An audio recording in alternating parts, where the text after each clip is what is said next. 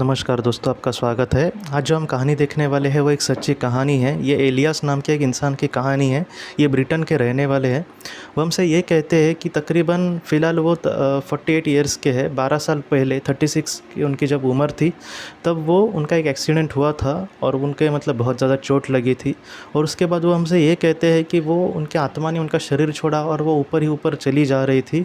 Alias हमसे ये कहते हैं कि उन्होंने यही सोचा कि वो इस दुनिया से अब चले जाएंगे। अब वो उनका वो इस दुनिया से चले गए हैं। और इस तरीके से वो जब ऊपर जा रहे थे, तब वो ये कह रहे थे कि एक अलग ही दुनिया में उन्होंने अपने आप को पाया। उस दुनिया के बारे में उन्होंने ये कहा है कि वो एक सुंदर दुनिया थी, जैसे एक बहुत बड़ा सुंदर गार्डन। और उस गार्डन में उन्होंने ये देखा कि बहुत ही सुंदर सुंदर फूल और फल थे।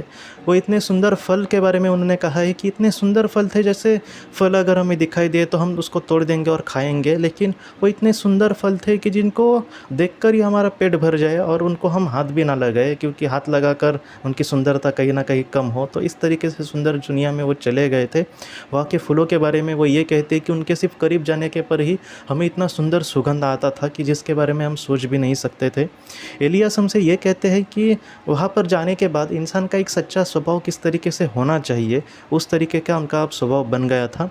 एलियास ने कुछ अपनी गलतियाँ भी कही है। जैसे वो हमसे ये कहते हैं कि जब वो पृथ्वी पर थे तब बहुत ही ज़्यादा गुस्सैल इंसान थे, किसी पर भी गुस्सा करना वगैरह। लेकिन आज उनको अपनी गलती का एहसास अपने आप हो रहा था। जैसे वो कह रहे थे कि पृथ्वी पर कोई हमारी अपनी गलतियां दिखा दे तभी हमें ज़्यादातर हमारी गलतियां पता चलती है, लेकिन यहाँ पर आने के बाद उनको डायरेक्टली पता चला कि ऐसे नहीं करना चाहिए। जैसे पृथ्वी पर जो महत्वपूर्ण चीज़ है उसमें यह है कि हम दूसरों के साथ अच्छा व्यवहार करें। तो उस दुनिया में वो कहते हैं कि आने के बाद ही डायरेक्टली उनको पता चला कि नहीं, मुझे एक अच्छा इंसान बनने की कोशिश करनी होगी। उसके बाद एलियास हमसे ये कहते हैं कि उनके सामने एक पवित्र आत्मा वहाँ पर उनको दिखाई दी। और उस पवित्र आत्मा के पवित्रता के बारे में क्या कहे, वो हमसे ये कहते हैं कि जैसे उसके कहीं ना कहीं हम कदमों में ही हमेशा के लिए रहे। और ऐसा अगर हम उसके कदमों में रहे तो हमारे जीवन का बहुत ही अच्छे से सार्थक हो सकता है। मैंने जीवन में आकर कुछ किया, इतना वो पवित्रता था उसकी अंदर थी, उस पवित्र आत्मा के, कि हमेशा उनके साथ हम रहे, उसके कदमों के तले रहे, उसे मार्गदर्शन लेते रहे। इतनी वो पवित्र आत्मा थी। और बाद में एलियास ये कहते हैं कि उस पवित्र आत्मा ने उनसे ये कहा कि तुम अपने जीवन में जिस तरीके की ज़िंदगी जी रहे हो, इसलिए उस तरीके से अगर तुम अपने जीवन में काम करते रहे तो तुम निचले स्तर पर जा सकते हो। तो इस वजह से तुम एक अच्छा इंसान दिल से बनो, क्योंकि तुम एक दिल से तुम या फिर अंदर से तुम एक अच्छे इंसान हो, लेकिन बाहर भी तुम वैसे ही दिखाने की कोशिश करो। एलियास ने ये सच कहा है, क्योंकि वो कहते हैं कि हमेशा वो अपने नौकरों के साथ वगैरह उनके बारे में उनको चिंता तो होती थी, लेकिन वो उनके जो शब्द थे या फिर कड़वी ज़बान थी लेकिन उनकी, तो इस वजह से वह कहते हैं कि कुछ भी फटाफट से कुछ बोलते थे जिससे दूसरे को बुरा लगे, और उन्होंने इसके बारे में कभी सोचा नहीं। लेकिन आज इस दुनिया में आने के बाद उनको पता चला कि नहीं, मैं बहुत ही बुरा कुछ कर्म कर रहा था। तो इस वजह से एलियास को अपने गलती का एहसास हुआ। और उस पवित्र आत्मा ने उनको बाद में ये कहा कि तुम्हें एक मौका दिया जाता है कि तुम फिर से पृथ्वी पर जाओ, क्योंकि तुम्हारा बहुत सारा जो कर्म था, जो तुम्हारे आत्मा ने चयन किया था, वो अधूरा रह गया है। तो इस वजह से तुम फिर से पृथ्वी पर जाओ और अपना कर्म बहुत ही अच्छे से करने की कोशिश करना। मैं हमेशा तुम्हारे साथ हूँ। एलियास ये कहते हैं कि उन सारी बातों में सबसे महत्वपूर्ण उनको यही लगा कि वो हमेशा उनके साथ है, क्योंकि आप सोचिए कि एक बहुत ही बड़े इंसान का जो इस दुनिया से परे है, जो हमसे बहुत आगे है, जिसको हमारे बारे में सब पता है और जो हमारा बहुत ही अच्छे से उद्धार कर सकता है, ऐसा अगर इंसान, एक ऐसी पवित्र आत्मा अगर हमारे साथ हो तो कितनी बड़ी ये खुशी की बात है।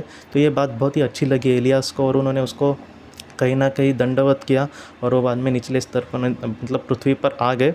और बाद में एलियास ये कहते हैं कि उनका जो उनको बाद में अस्पताल लेकर जा रहा था, और उसके बाद उनका उन पर ऑपरेशन भी करना पड़ा और वो धीरे धीरे रिकवर हो गए। और एलियास ये कहते हैं कि आज मैं जितना हो सके, जिन्होंने मेरे साथ भी अगर कुछ बुरा किया है तो मैंने दिल से उनको माफ़ कर दिया है, लेकिन मैं अपने जीवन में कभी भी किसी का दिल नहीं तोड़ूंगा। जितना हो सके दुनिया को मैं खुशियाँ देने की कोशिश करूँगा। और ये मैं ऐसा नहीं है कि दूसरे के लिए कुछ कर रहा हूँ, बल्कि मैं यही दुनिया का दस्तूर है। जैसे आत्मलोक में कोई भी किसी का कोई बुरा नहीं करेगा, क्योंकि वहाँ पर अच्छा ही है उच्च लोक में। वैसे ही अगर पृथ्वी पर हम इंसान बनने की कोशिश करें, कोई हमें दुख दे लेकिन जाने दो, उसको माफ़ करो और जीवन में आगे बढ़ो, इस तरीके से अगर हम ज़िंदगी जिएंगे तो हमारे आत्मा का उद्धार होने में वक्त नहीं लगेगा। तो ये आज के इलियास की कहानी हमें लगता है बहुत महत्वपूर्ण है, क्योंकि हमें भी जीवन में सचमुच ये बहुत कुछ सिखाती है। ये जो कहानियाँ हैं दोस्तों सच्ची, ये मैं आपके सामने रख रहा हूँ क्योंकि एक सच्ची दुनिया या फिर एक सच्चाई दुनिया में क्या है, जैसे इनको अनुभव हुआ, जैसे वो अपने जीवन में जी रहे थे। उनकी कड़वी ज़बान थी, फटक से कुछ बोलते थे, लेकिन ये जो बातें हैं वो दूसरे को तो दुख देगी, लेकिन हमें बहुत ज़्यादा दुख देगी वहाँ पर जाने के बाद कि मैं ऐसे क्यों, मतलब किसी के साथ मैंने बर्ताव किया। अगर बहुत ही बुरे कर्म इस तरीके से इंसान करेगा, बहुत लोगों के मतलब दिल दुखाएगा, तो वो निचले स्तर पर भी जा सकता है।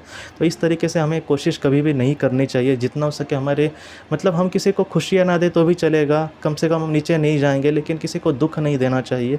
तो इस तरीके से अगर हम आगे बढ़ते हैं और दूसरे को जितना हो सके खुशियाँ देने की कोशिश करते हैं, तो वो जो जीवन होगा उस आत्मा के लिए सचमुच बहुत बड़ा होगा दोस्तों।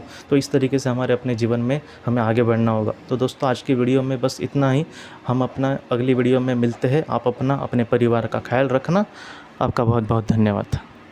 ज़िंदगी की रोशनी ये एक कंसल्टेंसी है जो ऐसे लोगों को मदद करने की कोशिश करती है जिन्होंने किसी अपने को खोया है, या फिर जो लोग अपने जीवन में बहुत ही ज़्यादा दुखी है। जो लोग इस संस्था के साथ जुड़ते हैं उनको इस विषय की किताबें और जानकारी भेजी जाएगी। इसके साथ साथ जो लोग पास्ट लाइफ रिग्रेशन थेरेपिस्ट के पास नहीं जा सकते, अगर वो घर पे अभ्यास कर सके, इस वजह से उनको पास्ट लाइफ रिग्रेशन की ऑडियोज़ भी भेजी जाएगी। और इसके साथ साथ ध्यान में एकाग्रता बढ़ाने के लिए कुल मिलाकर 5 ऑडियोज़ भी उनको भेजी जाएंगी। तो जो लोग इस संस्था के साथ जुड़ते हैं उनको यह सारी चीज़ें उनके ईमेल पर या फिर व्हाट्सएप पर भेजी जाएंगी। अगर आपको इस संस्था के साथ जुड़ना है तो कृपया इस नंबर पे व्हाट्सएप करें।